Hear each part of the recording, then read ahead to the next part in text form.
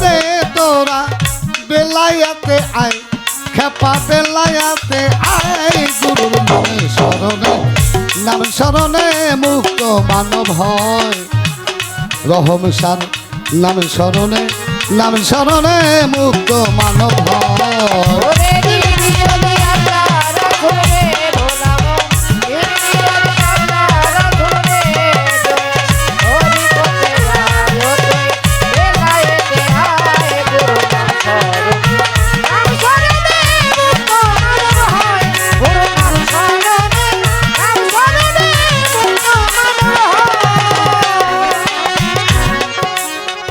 বেলায়াত হয় 4 হরফে ওজার ভেজানো তার কর্ম করে গো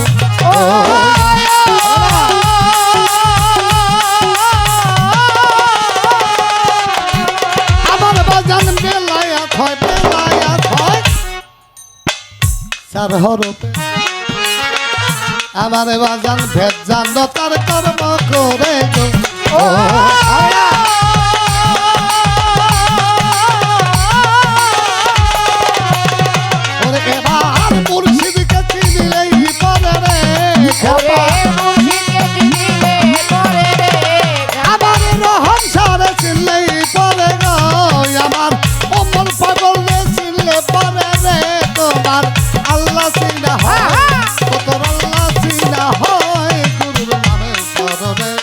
নাম শরণে মুক্ত মানব হয় গুরুর নাম শরণে মুক্ত মানব হয়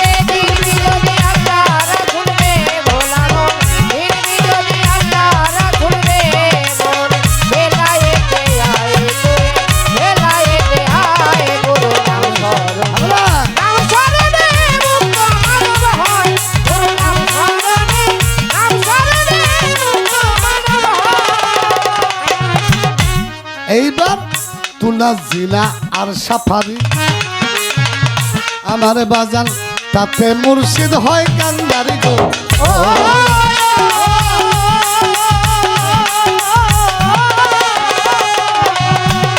আমার বাজান তুলা জিনা আর সাফারি সাইয়া দেখে তাতে মুর্শিদ হয় কান্দারি গো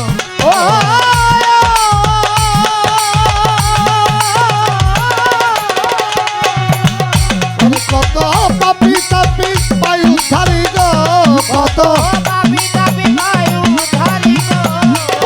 পাপি তাপি পায়ু ধারি রে গুরুর চরণের আশ্রয় গুরুর নামে শরণে মুক্ত মানব হয় রহম সার নামে শরণে মুক্ত মানব হয়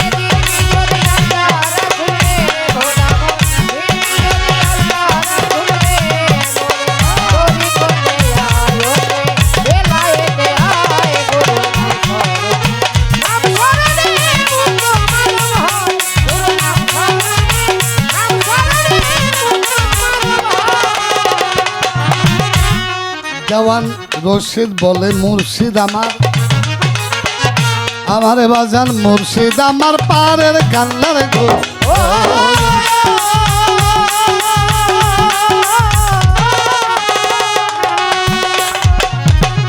ওরে দেওয়ান রশিদ বলে মুর্শিদ আমার চাইয়া দেখ ও মোরসান মোর পারের কান্নার গো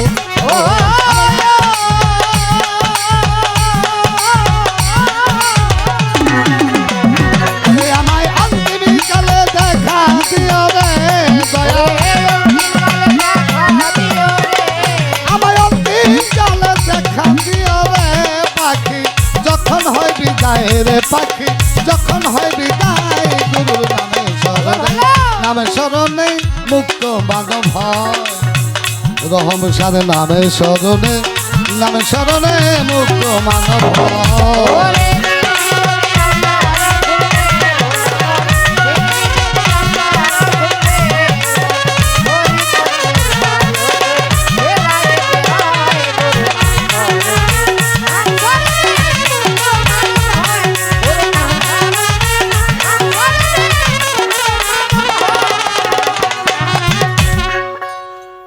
এইখানেতে আছেন যত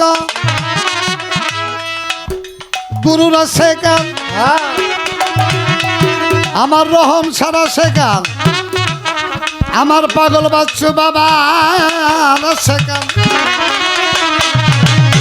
নীরব হয়ে শুনবেন আমাদের উভয়ের গান। আপনি তোমাকে একটা কথা কই, কমু বেজার হইবেন না খুশি হইবেন?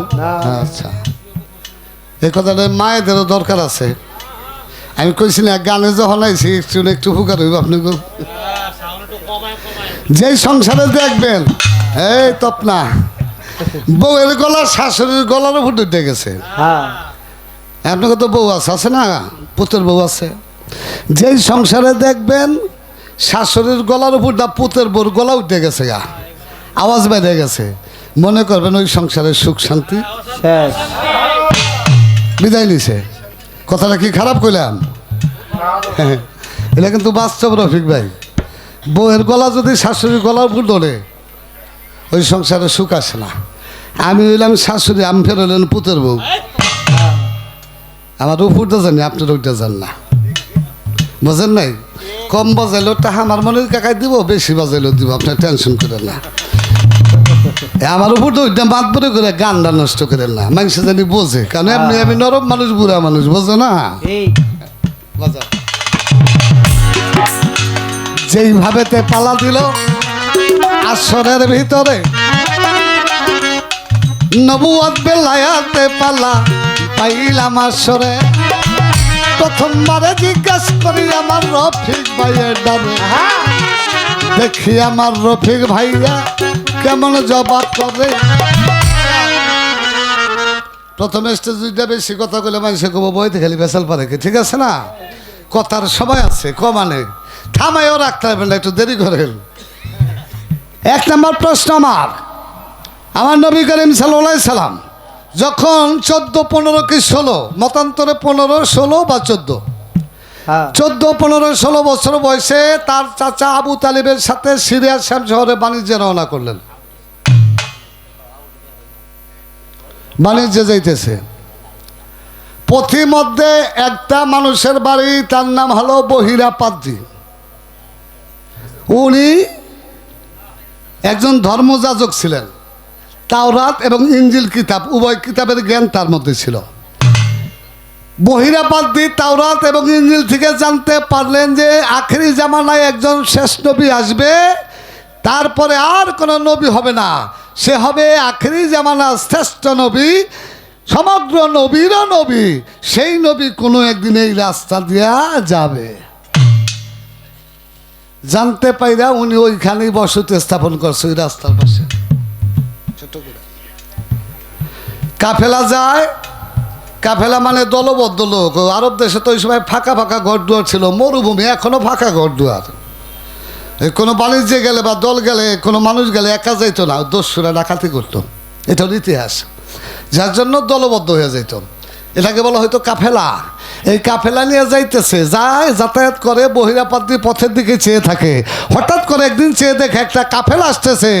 ওই কাফেলার দিকে লক্ষ্য করে চেয়ে দেখে কাফেলার উপরে একখণ্ড মেঘের টুকরা দেখা যায়।